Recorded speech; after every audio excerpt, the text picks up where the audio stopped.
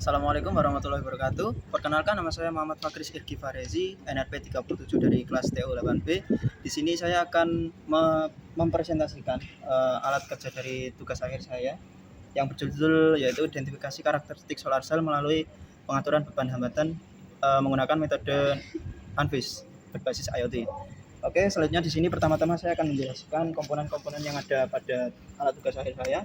Di sini yang komponen utama yang paling pertama yaitu ada solar panel atau panel surya yang menggunakan daya sebesar 100 watt peak.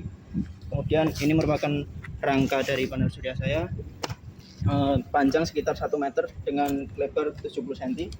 Kemudian saya akan menjelaskan beberapa komponen yang lainnya, yaitu ada panel box atau panel kontrol. Fungsi dari panel kontrol ini digunakan untuk mengontrol semua komponen-komponen yang ada di dalam alat saya. Yang kedua, di sini ada rheostat yang sudah dimodifikasi supaya gerakan dari rheostat ini dapat diatur secara otomatis. Kemudian yang selanjutnya yaitu ada aki. Di sini saya menggunakan aki dengan tegangan sebesar 12 volt dan arus sebesar 12 ampere atau 12 Ah. Ya, selanjutnya di sini saya akan menjelaskan wiring yang sudah saya lakukan di dalam panel box saya. Ini merupakan komponen-komponen yang ada pada tugas akhir saya. Komponen yang pertama yaitu ada MCB dengan 2 pin dan 1 pin. Kemudian ada SCC atau solar charge controller. Kemudian ada driver untuk menggerakkan motor stepper. Kemudian ada PCB yang berisi beberapa komponen. Yang kemudian ada beberapa layar untuk memonitoring masing-masing bagian dari alat-alat tugas akhir saya. Baik, saya akan menjelaskan fungsi dari masing-masing komponen saya. Yang pertama ada MCB. Maksud saya, MCB yang pertama ini digunakan untuk memutuskan dan mengaktifkan aliran yang berasal dari solar charge controller. Jadi ini terhubung ke solar charge controller, langsung masuk ke MCB yang pertama untuk mengaktifkan atau menonaktifkannya. Kemudian yang kedua yaitu ada MCB 1 pin. MCB 1 pin ini saya gunakan untuk mengaktifkan dan mematikan komponen-komponen saya. Misalnya saya matikan, komponen saya akan mati. Ini merupakan sumber tegangan yang berasal dari aki. Kemudian yang selanjutnya di sini saya akan menjelaskan SCC. SCC berfungsi untuk memutuskan dan menghubungkan tegangan dari baterai yang berasal yang mendapat suplai dari solar panel. Kemudian di sini ada driver, sudah saya jelaskan tadi, dan di dalam PCB ada beberapa komponen. Yang pertama ada ISP sebagai microcontroller, yang kemudian selanjutnya ada buck converter. Di sini berfungsi sebagai penurun tegangan dari aki yang disalurkan ke dalam beberapa komponen saya. Selanjutnya di sini ada sensor yang saya gunakan. Ada beberapa sensor. Yang pertama ada sensor arus untuk mendeteksi arus dari keluaran dari beban hambatan saya. Yang kemudian ada sensor tegangan, kemudian ada sensor intensitas atau BH1750. Berikut merupakan bentuk dari sensornya, ada di atas alat saya. Ya, ini merupakan sensor BH1750 yang digunakan untuk mendeteksi intensitas cahaya yang dihasilkan dari matahari. Kemudian di sini ada sensor DHT22. Di sini sensor yang kedua ini digunakan untuk mendeteksi tegangan, maksud saya suhu dan kelembapan. Baik, saya jelaskan kembali ke dalam panel box saya.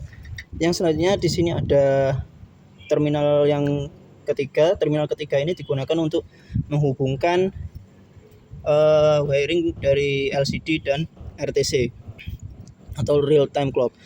Yang selanjutnya di sini ada terminal keempat. Terminal keempat di sini digunakan untuk menghubungkan sensor DHT yang sudah saya jelaskan sebelumnya. Kemudian yang terakhir ini merupakan terminal untuk menghubungkan microcontroller ke driver. Oke, selanjutnya di sini saya akan menjelaskan mengenai komponen layar monitor yang ada di panel box saya. Yang pertama ada sini. Ini ada LCD, difungsikan untuk mendeteksi outputan dari rheostat atau beban hambatan. Yang kedua di sini ada voltage detector atau baterai capacity. Yang selanjutnya ada wattmeter untuk mendeteksi outputan dari panel surya. Oke, selanjutnya di sini saya akan menjelaskan mengenai cara kerja dari alat saya. Oke, di sini saya selanjutnya akan menjelaskan tentang cara kerja dari alat saya. Eh, untuk pertama-tama yang saya aktifkan yaitu MCB 2 pin untuk menyalakan solar panel atau panel surya. Nah, setelah dinyalakan, layar monitoring yang pertama akan memunculkan tegangan yang dihasilkan dari tegangan solar cell. Di sini saya melakukan pengujian di gedung NPPNS, di depan gedung NPPNS, untuk jam sekitar setengah 4.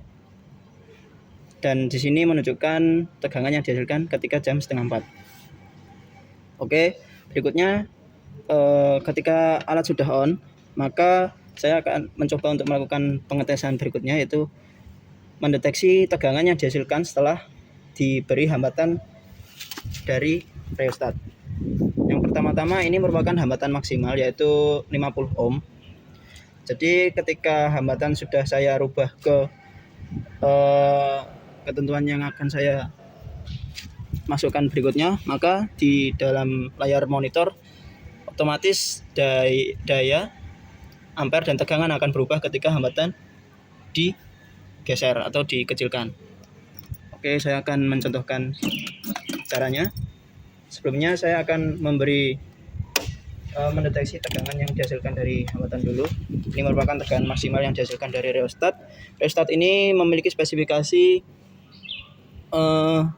sebesar 50 ohm dan arus yang maksimal dihasilkan yaitu 1,5 ampere dan menghasilkan watt sebesar atau daya sebesar 112,5 watt. Oke, ketika tegangan sudah turun, maksud saya hambatan sudah turun, maka ini menunjukkan hambatan sebesar 0 ohm dan kemudian LCD menunjukkan tegangan yang dihasilkan sebesar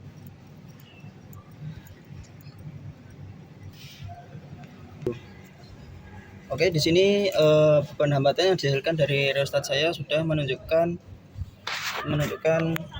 hambatan sebesar resistansi sebesar 47 ohm. Maka yang dihasilkan, arus yang dihasilkan atau tegangan yang dihasilkan setelah diberi beban sebesar 47 ohm yaitu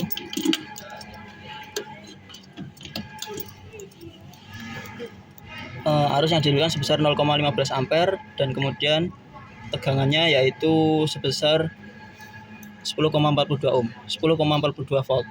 Dan ketika beban hambatan atau resistensi sudah saya rubah, ketika saya rubah sebesar misal 30 ohm, saya akan mengarahkan beban ke 30 ohm.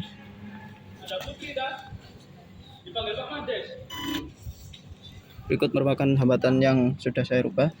Maka di layar monitor tegangan dan arusnya otomatis akan menurun dan arusnya akan meningkat.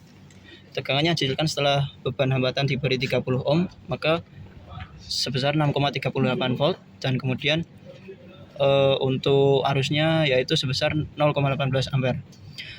Ini tampilan di sini ada beberapa parameter lain yang di bagian sini ini merupakan lux dari sensor intensitas dan kemudian di samping kanan ini ada parameter yaitu suhu dan kelembapan, suhu sebesar 30 dan kelembapan sebesar 54,9%. Ya, berikutnya di sini saya akan mendemonstrasikan mengenai website atau monitoring yang saya lakukan di web. Oke, saya akan menunjukkan monitoring. Di sini merupakan tampilan dari login web awal saya. Saya akan memasukkan username dan passwordnya terlebih dahulu.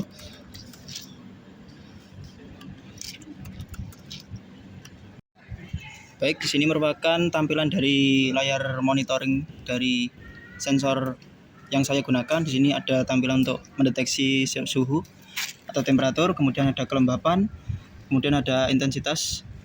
Selanjutnya ada tampilan untuk mendeteksi voltage, kemudian ada arus, dan yang terakhir ada power.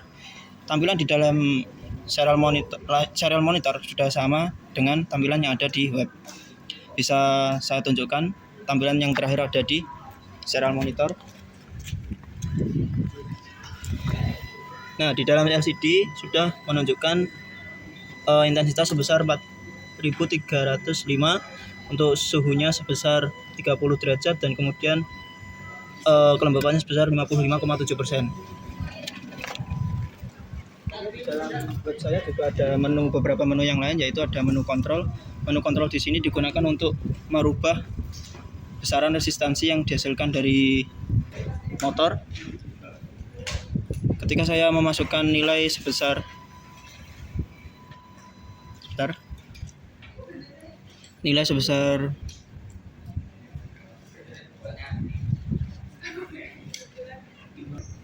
setelah saya menunjukkan menu kontrol, berikutnya ada menu chart. Menu chart di sini merupakan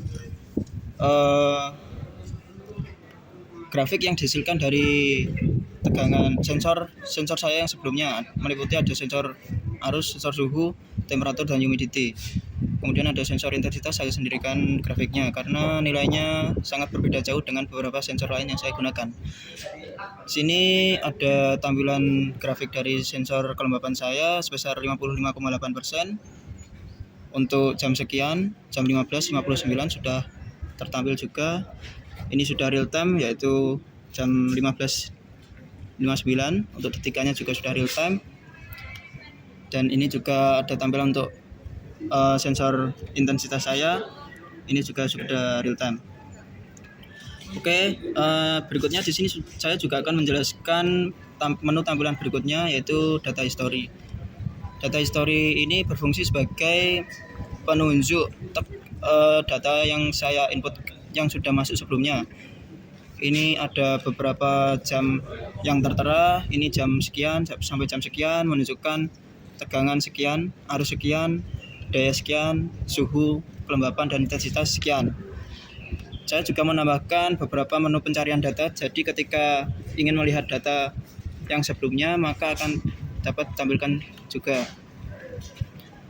Misal tanggal 27 jam 3 sore. Dan ini data yang terakhir, maka untuk datanya akan otomatis mencari.